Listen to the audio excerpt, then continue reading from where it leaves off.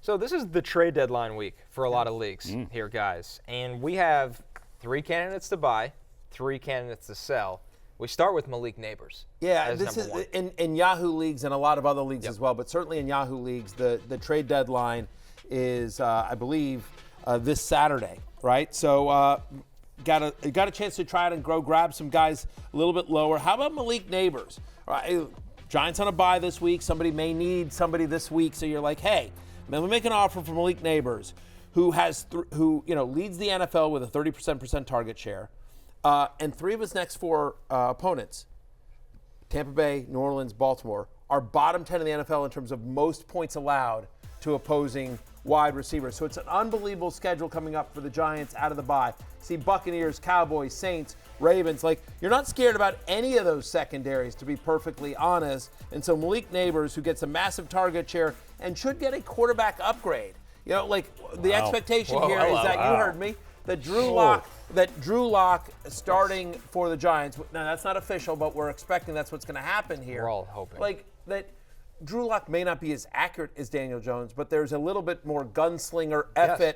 Malik Nabers is down there somewhere, kind of mentality there. I think switching to Drew Lock will help, wait for it, unlock Malik Nabers. Very nice. Very good, Matthew. Thank you. I would say that the Giants. So one thing with wide receivers is that you're always at the mercy, in theory, of a quarterback injury. The 2 teams where I don't think that really matters that much for completely different reasons are Pittsburgh and the Giants, because Fields is such a good backup, and then for the Giants, I don't think Drew Lock is that much worse than Daniel Jones. You think he's better? I think he's better for Malik Nabers. Sure. I mean, he'll chuck it deep more. He's not going to run like Daniel Jones does either. Correct. So there's more passing volume. And I don't think he's going to dump off to Wan'Dale Robinson higher as much ceiling for Nabers, perhaps with Lock. Yeah.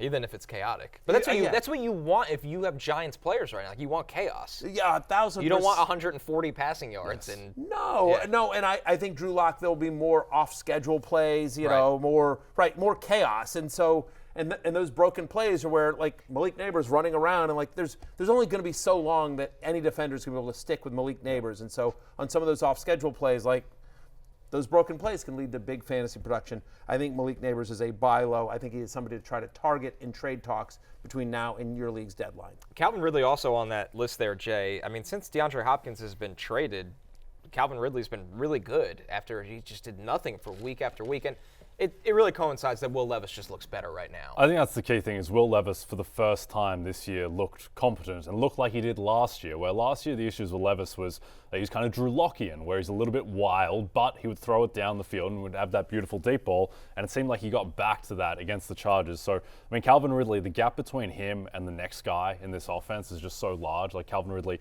has really awoken the past couple of weeks. So, yeah, I mean, it wouldn't be shocking at all if Calvin Ridley is a wide receiver 1 the rest of the way. He's averaging over 20 fantasy points per game since DeAndre Hopkins was traded. I don't know if people are really that aware of that.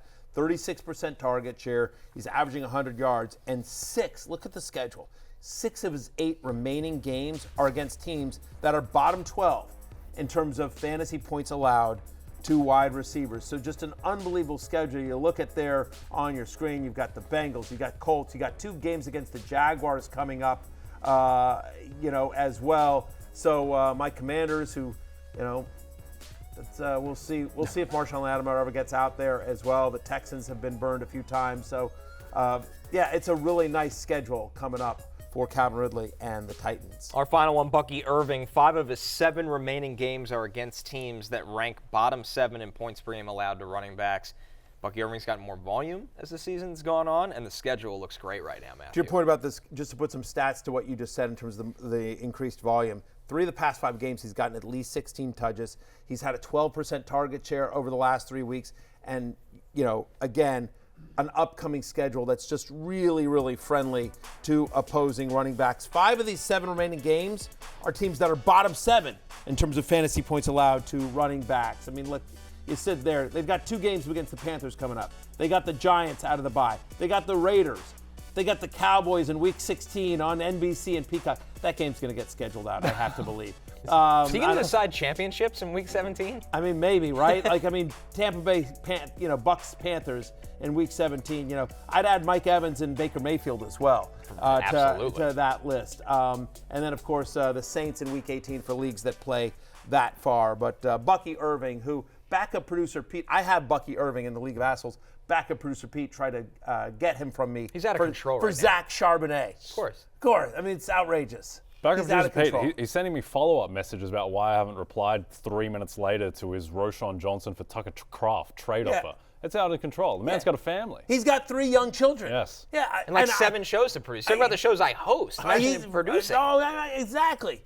Produce a show. Learn your kids' names. Like anything other than bother you about Roshan Johnson for Tucker Kraft. Yeah, and then I spoke to I get Tucker Kraft in the trade. Yeah. He gets Roshan Johnson, and so I spoke to Pete the next day. I was like, "Do you know something about Roshan Johnson?" He's like, "No, I don't. I regret the trade already." I was like, what are we even doing here? Just trading to trade. Yeah, very, very strange. But with the Bucs, so the Bucs they're fine. They're I'd say they're like a 500 team. When they're fully healthy, they should be a 9-8 team. They've gotten screwed by injuries a little bit. Their last 7 games, they're going to be favored in 6 of them. Yeah. The only game they're not going to be favored in is at the Chargers, and it's not like they're going to be like touchdown dogs in that one either. That'll be Chargers -3.5 or something. So just they're going to be in game script a lot. Just the fact they haven't played the Panthers yet in their division is such a boon, getting those 2 games. So buck up. I like it. That's buck up. I can kind of roll get behind that. I was hoping something clever would pop in my head, but it didn't. Swashbuckle up. Pirate up. Let's fire the cannons. Sword up. They have a good one. Cannon up. Yeah, sure. Cannons up. Unleash the hounds? No. No. Definitely not. Unleash the ships. Unleash the ships. Yeah, no one's ever unleashed. I patch up. Well, let's see the trade for the targets Raiders. sell. That would work for the Raiders, too. Hey, it's Matthew Berry from NBCSports.com and RotoWorld.com, and I want to thank you so much for watching whatever it is you just watched, or if nothing else, being too lazy to click out of the autoplay after this video started, after whatever it is you actually wanted to watch finished. But now that you're here, I'd like to take a moment here to ask you respectfully now, okay? I'm asking you respectfully to subscribe to the NFL on NBC YouTube channel.